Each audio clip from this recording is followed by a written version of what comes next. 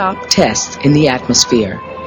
But tests continued nonetheless, as more nations joined the nuclear club in a rapid proliferation.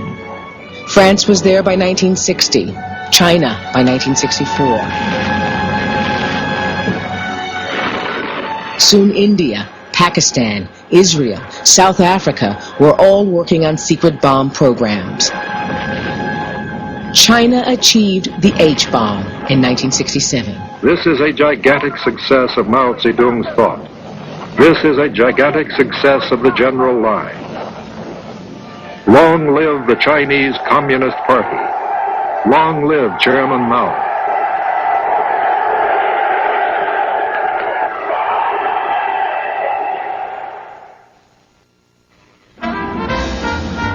But the propaganda battle had another side, as nations competed in their claims to be using atoms for peace. More and more power stations were commissioned. Many years ago, our first knowledge of atomic energy came from a horrible explosion of a bomb that killed hundreds of thousands of people. No one imagined at the time that the atom would one day start working for people. This happened in the Soviet Union at the first nuclear-fueled power station not far from Moscow. The Soviets built 13 power stations in 8 years.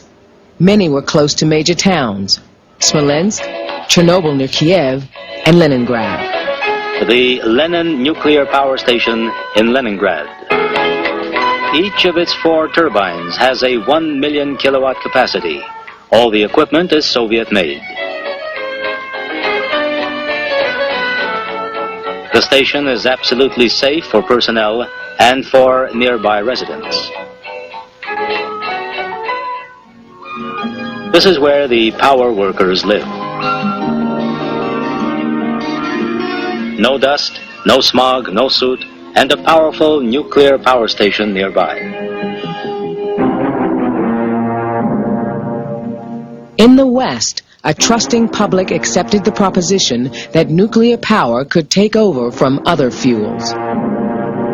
Formed in the deep recesses eons ago, our oil is being consumed at a heart-sickening rate. We must develop more natural resources. The nation needs more nuclear power plants. Reactors have proven to be safe, reliable, economical.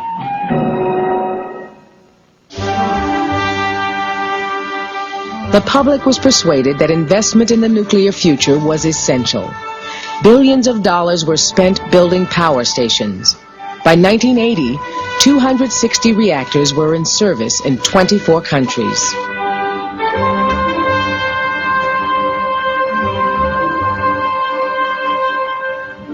And billions more were still being spent on the nuclear arms race. Each side now had thousands of missiles waiting to be fired at each other's cities from deep silos. Guidance and Channel 6. Warhead. Each new system was more complex than the last. Re-entry. Arming and fusing. Channel 7. But as the costs rose and the Cold War thawed, the superpowers realized they had to call a halt. In 1987, Gorbachev and Reagan signed an arms reduction treaty. Our peoples, for too long, have been both the masters and the captives of a deadly arms race. This situation is not preordained and not part of some inevitable course of history.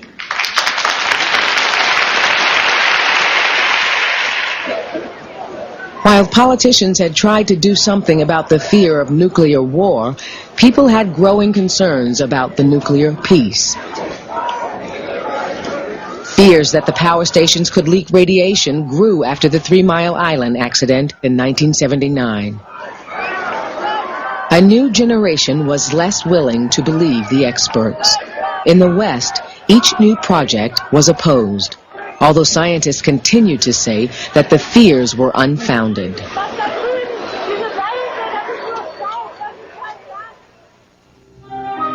The East allowed no demonstrations, but it was there that the nuclear age was about to go critical.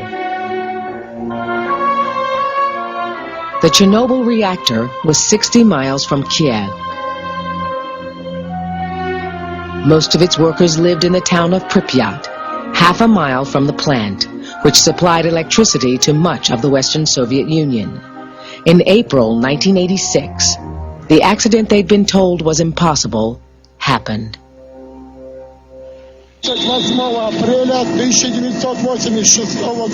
An explosion blew the roof off the main reactor, and a major emergency began. A helicopter pilot saw what they all feared most. Центральный зал блока номер 4. Включи! Выше! Держи это место! Держи! Держи! Где дым идет? Где дым? Вот так, держи! The orange glow led scientists to think a reactor meltdown was underway, the so-called China syndrome.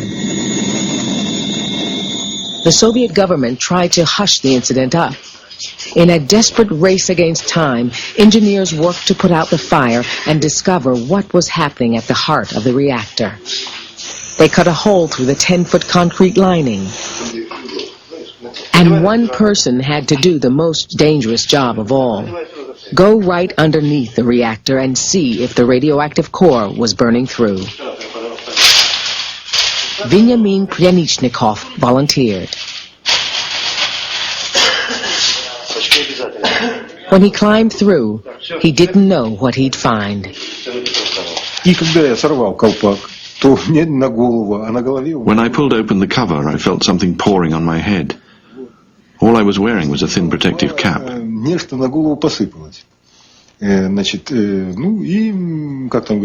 I immediately knew I was in a catastrophic situation, and I was probably finished. I shouted to the people who were with me to hand me the meter so I could measure the radiation intensity and know how long I had to live, 1 day or 2.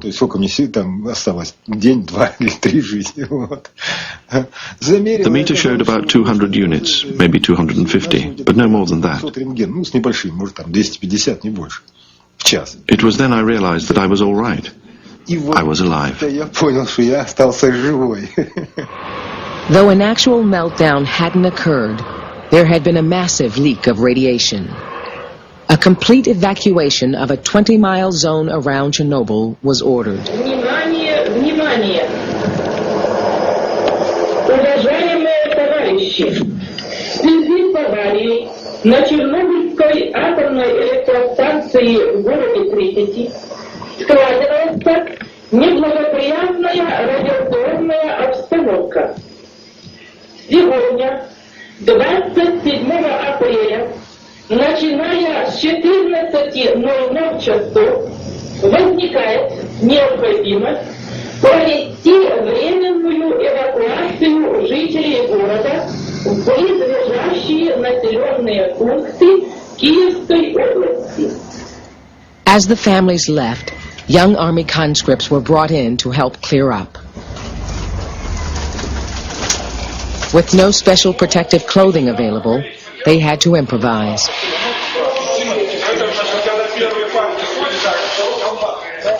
The level of radioactivity was so great that each man would be allowed to work only for a single 2-minute period. They'd have to rush in and rush out. Up on the reactor roof, they had to clear the highly radioactive debris blown out of the core. Valery Starodumov led the operation. The previous group of soldiers had removed a piece of graphite from the reactor, under which they found part of one of the fuel rods. This semicircular fragment had to be picked up and thrown away. Here it is. The soldier is carrying it along with other debris and is going to dump it over the edge. All this rubble on the ground is left over from the explosion of the reactor's graphite core. The soldiers are having to walk over these radioactive bricks.